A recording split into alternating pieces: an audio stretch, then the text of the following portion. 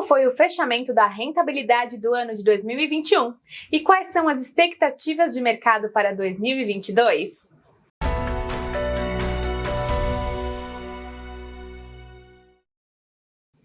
Olá, eu sou a Dani e estou aqui para apresentar o seu boletim de investimentos Visãoprev do mês de dezembro. Um novo ano pode representar um caminho cheio de novas experiências e oportunidades. E é com essa premissa que queremos começar o nosso primeiro boletim do ano. Por isso, o presidente da Visãoprev, Marcelo Pesuto, é o nosso convidado do mês para trazer uma mensagem para você, participante, sobre o ano que passou e o ano que se inicia. Olá, Marcelo, seja muito bem-vindo.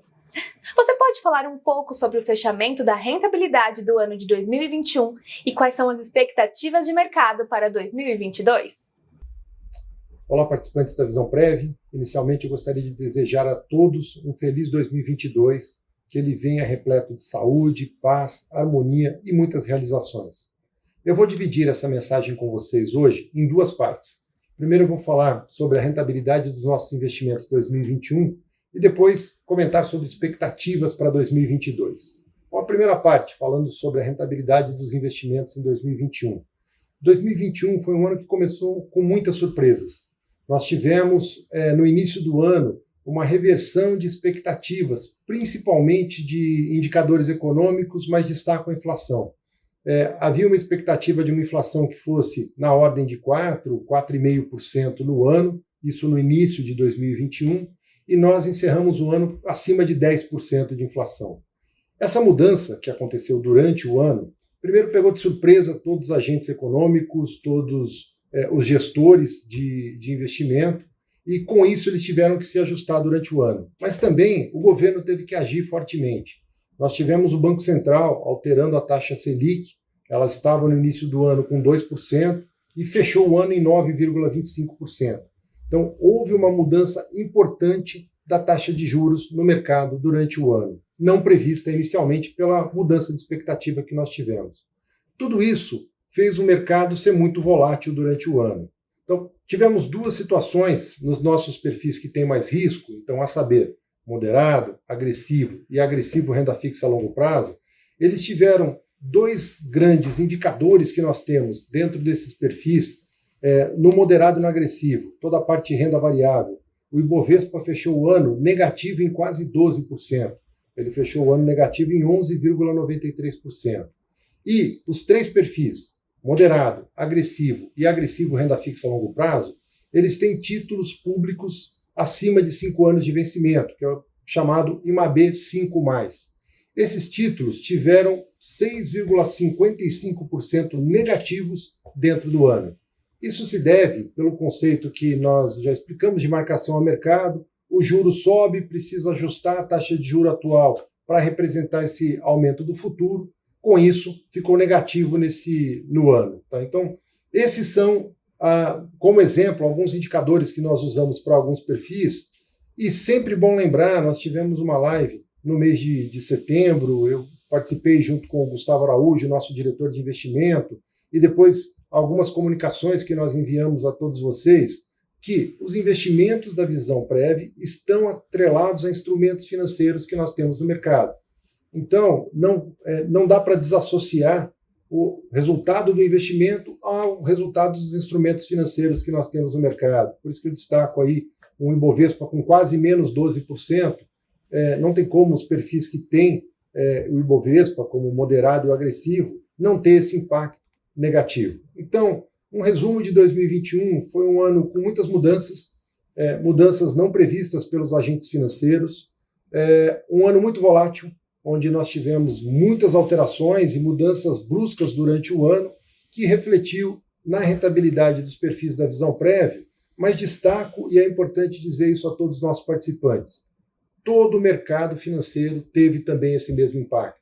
Né? Então, quem tem investimentos de qualquer ordem em instituições financeiras, em bancos, vai ver que a rentabilidade também foi um ano difícil para a rentabilidade para todo o mercado, em função dessa mudança de expectativa que nós tivemos.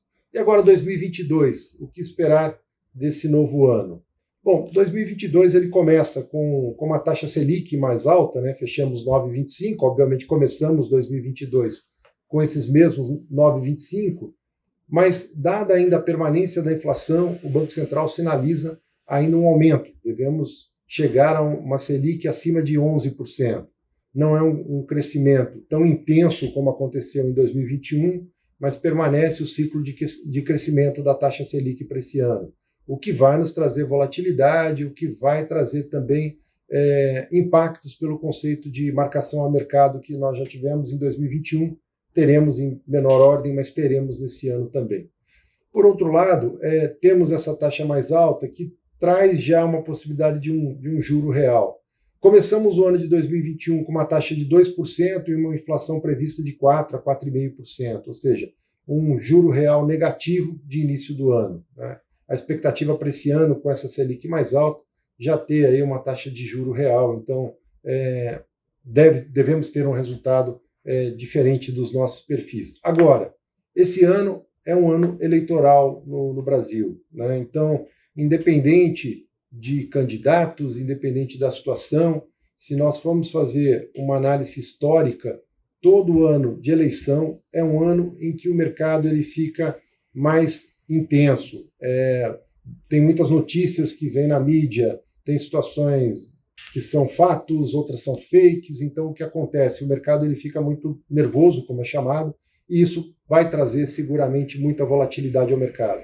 Então, 2022 é um ano que ainda tem muitos desafios, vai ser um ano também muito volátil, e por isso é importante sempre nós entendermos o que tem cada perfil de investimento da Visãoprev. Aí o convite para vocês lerem as nossas políticas de investimento, as lâminas de investimento que estão disponíveis no site, e fazer o nosso teste do perfil do investidor para ver o seu apetite a risco e qual perfil que eu tenho que escolher nesse momento tão volátil que deve ser 2022. Bom, eram esses dois temas que eu gostaria de comentar com vocês. Um outro tema importante que eu deixei para o final para vocês também, esse é o último boletim de investimento que nós temos com esse formato. A partir do boletim do mês de janeiro, que nós publicaremos em fevereiro, nós teremos um novo formato com mais conceitos de educação financeira dentro do boletim. Então, convido a todos a continuar nos acompanhando, nos assistindo e também vendo toda a parte do novo boletim que a partir de fevereiro nós teremos. Um bom ano para todos nós. Obrigada, Marcelo. Sempre bom contar com a sua participação aqui. Agora, acompanhe a rentabilidade dos perfis de investimento. Rentabilidade dos perfis. Sobre a rentabilidade de cada perfil de investimentos, o superconservador obteve resultado no mês de dezembro de 0,96%.